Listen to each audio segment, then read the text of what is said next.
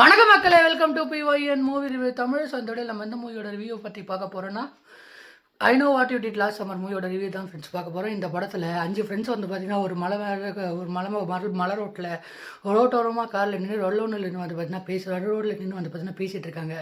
அங்கே ரோட்டில் இருந்த ஒரு நபர் வந்து பார்த்திங்கன்னா கார் எடுத்து கார் வந்து தான் மேலே மோதிடக்கூடாதுன்றதுக்காக வந்து பார்த்திங்கன்னா கார் எடுத்து ரோட்டோரமாக பார்க்கிங் பண்ண போக அந்த காரு தன்னோட டிரைவரோட கண்ட்ரோல் இருந்து கீழே வந்து பார்த்திங்கன்னா ஒரு இடத்துல போய் நிற்குது. இவங்க 5 ஃப்ரெண்ட்ஸ் எல்லோரும் வந்து பார்த்திங்கன்னா சேர்ந்து அந்த ஆளை காப்பாற்ற ட்ரை பண்ணுறாங்க. ஆனால் அவங்க காப்பாற்ற முடியல. அந்த கார் வந்து பார்த்திங்கன்னா கீழே போய் விழுந்துடுது. ஸோ இதுக்கப்புறம் இந்த ஸ்பாட்டில் நம்ம இருந்தோன்னா நம்ம 5 பேரையும் பிடிச்சிருவாங்கடா டேய், எங்கேருந்து எஸ் ஆகணும்டா டேய் அப்படின்னு பிளான் பண்ணிடுறாங்க. பிளான் பண்ணிட்ட உடனே இதை வந்து பார்த்திங்கன்னா இந்த ஆளை நம்மளால் காப்பாற்ற முடியாது. நம்ம வந்து பார்த்தீங்கன்னா போலீஸ்க்கு ஆம்புலன்ஸுக்கு ஃபோன் பண்ணிட்டு வந்து பார்த்திங்கன்னா கிளம்பிடலாம் அப்படின்னு வந்து பார்த்திங்கன்னா போலீஸ்க்கு ஆம்புலன்ஸுக்கு கால் பண்ணிட்டு கிளம்பிடுறாங்க.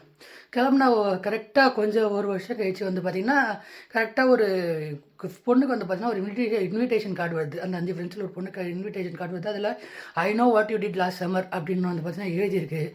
இதுக்கப்புறம் இந்த ஃப்ரெண்ட்ஸ் எல்லாருமே கொடூரமான முறைகளில் கொலை செய்யப்படுறாங்க. இதுக்கப்புறம் இந்த கொலைகாரனுக்கு என்ன தான் வேணும், ஏன் இந்த கொலையெல்லாம் நடக்குது, இதுக்கப்புறம் இந்த கதையில் என்ன தான் ஆச்சு, இதுதான் இந்த படத்தோட மொத்த கதை.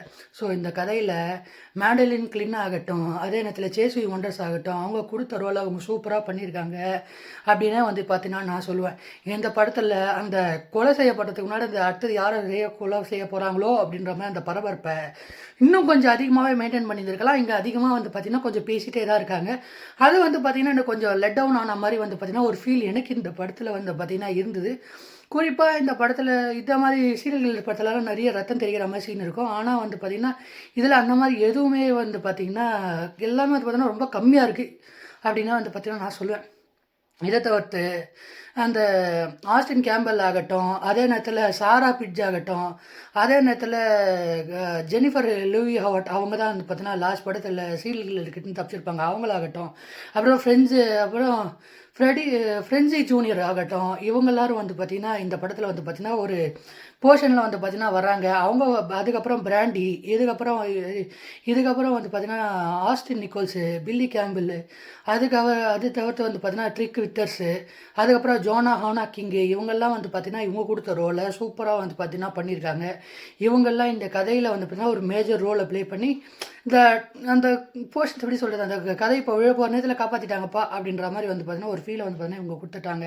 குறிப்பாக இதில் ஜெனிஃபர் ஒண்டர்ஸும் ஃப்ரெட்ஜி ஜூனியரும் வந்து பார்த்திங்கன்னா இதில் பழையகிலிருந்து தப்பிச்ச நபர்கள் இதில் வந்து பார்த்திங்கன்னா வந்திருப்பாங்க. இது வந்து பார்த்திங்கன்னா ஒரு நாஸ்டாலஜிக் மெமரியை வந்து கொடுத்துச்சு அப்படின்னு வந்து பார்த்திங்கன்னா நான் சொல்லுவேன்.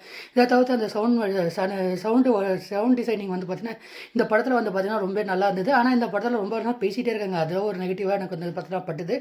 இதை தவிர்த்து இந்த படத்தில் இருக்கிற அந்த விஎஃப்எக்ஸ் டீமோட ஒர்க் ஆகட்டும், அதே நேரத்தில் மற்ற விஷயங்கள் ஆகட்டும், அந்த கார் போய் சொல்லிக்கிறப்போ இவங்க காப்பாற்ற ட்ரை போர்ஷன் ஆகட்டும், அதே நேரத்தில் அந்த கொலை செய்தவொடனே எல்லா ஃப்ரெண்ட்ஸும் வந்து பண்ண ஒரு பதட்டப்படுவாங்க. அந்த மாதிரி சீன்ஸ் ஆகட்டும் எல்லாமே வந்து பார்த்திங்கன்னா ரொம்ப நல்லாவே இருந்தது.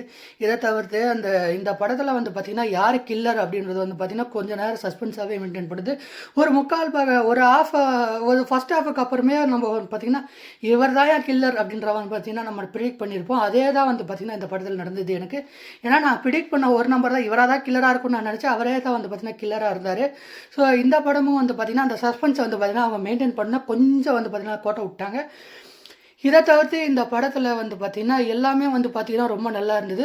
எப்படி சொல்கிறது, ஒரு கில்லர் படத்துக்கு தேவையான எல்லா விஷயமே இருந்தது. ஒரு க்ரைம் த்ரில்லர் ஃப்ரான்ச்சைஸுக்கு ஃபேன்ஸுக்கு ஒரு சைக்கோபேத் கில்லர் இந்த ஃப்ரான்ச்சைஸி இந்த மாதிரி ஃபேன்ஸுக்கெல்லாம் வந்து பார்த்திங்கன்னா இந்த படம் ரொம்ப பிடிக்கும். அது மட்டும் இல்லாமல் I know what did last summer franchisee இந்த படம் வந்து பார்த்திங்கன்னா கண்டிப்பாக ரொம்ப பிடிக்கிறதுக்கான வாய்ப்புகள் அதிகமாக இருக்குது.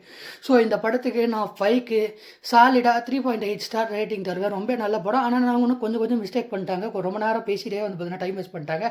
ஓவராலாக இந்த படத்துக்கு நான் 5க்கு 3.8 ஸ்டார் ரேட்டிங் தரேன். ஓவராலாக இந்த ரிவ்யூ பிடிச்சி நம்மளுக்கு லைக் பண்ணி ஷேர் பண்ணி சப்ஸ்கிரைப் பண்ணி ஃப்ரெண்ட்ஸ் வீடியோவில் பார்க்கலாம்.